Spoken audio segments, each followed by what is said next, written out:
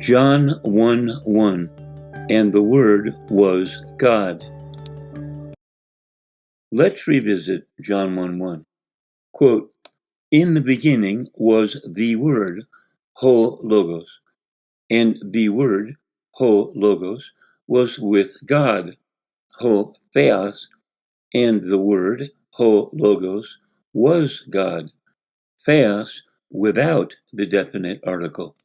Notice that the definite article is used each time logos occurs.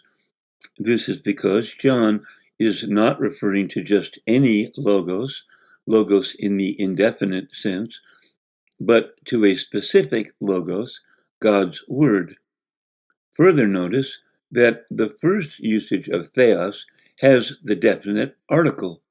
This is because the person of God is the subject of the phrase. The second theos does not have the definite article because it is the quality of divinity held in common between God and his Son, which is in focus.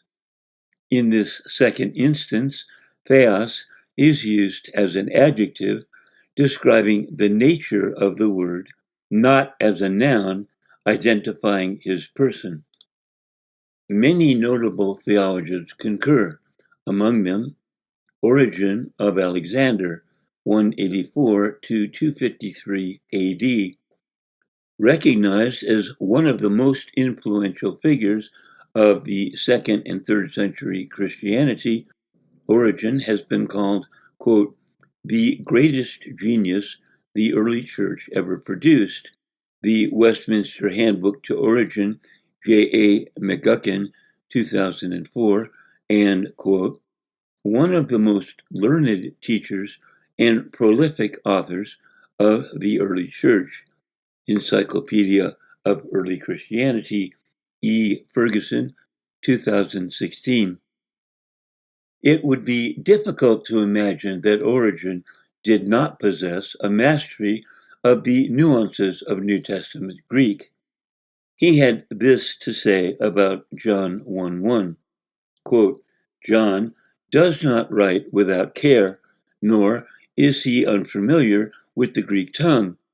In some cases, he uses the article, and in some cases, he omits it.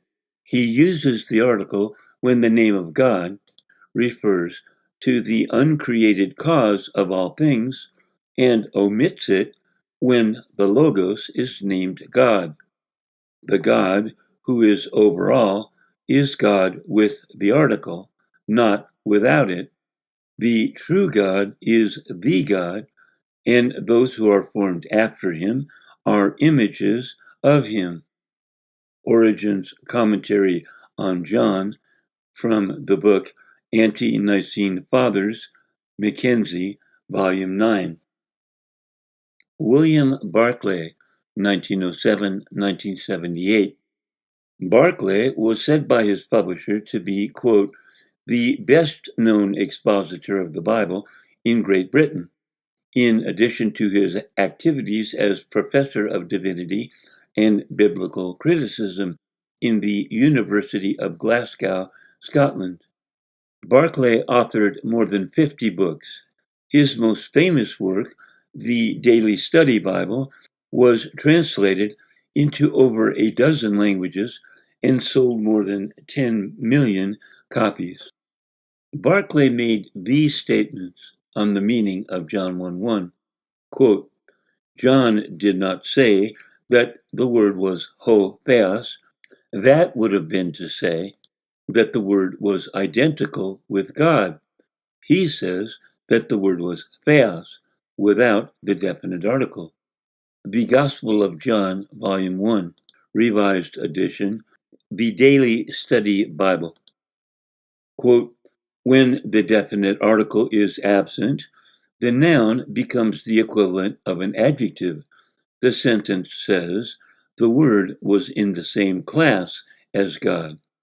Letter to David Burnett, 1974, Ever Yours, a selection from the letters of William Barclay. Quote, "What the Greek really says is not 'the Word was God,' but the Word is in the same sphere as God. It belongs to the same kind of life and is one with God. Who is Jesus? 1975, pages 35 and 36.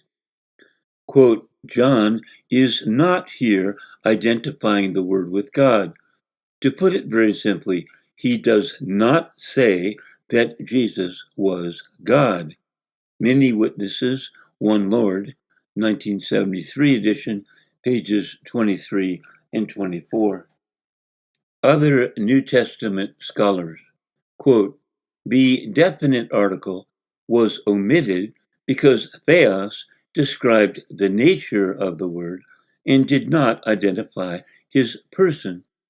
Word Studies in the New Testament, Volume 2, page 35, M.R. Vincent, D.D., 1887. Quote, the lack of the article in Greek frequently emphasizes quality rather than identity. A further subtlety of the Greek language here is not brought out in the traditional rendering memorized by many of us. We learn to recite with God and was God as if the two occurrences of God in this verse were the same. In fact, they are not.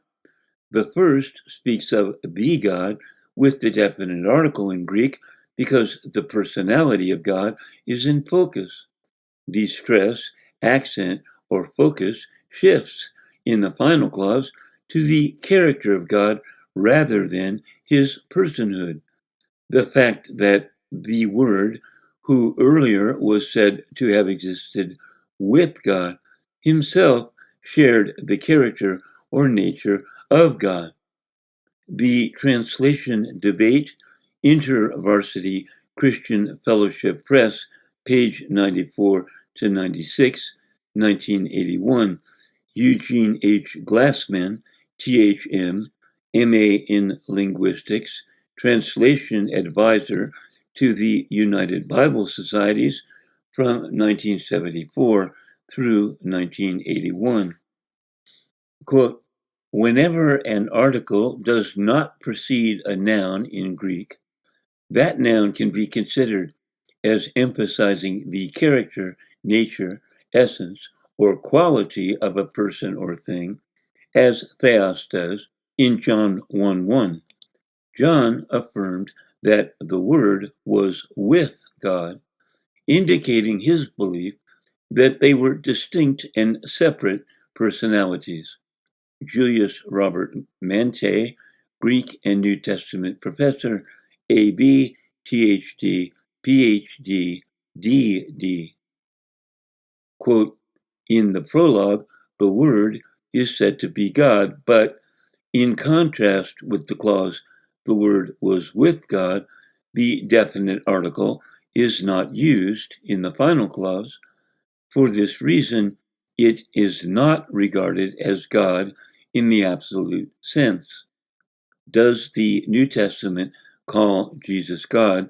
Vincent Taylor, The Expository Times, 73, number 4, page 118, 1962.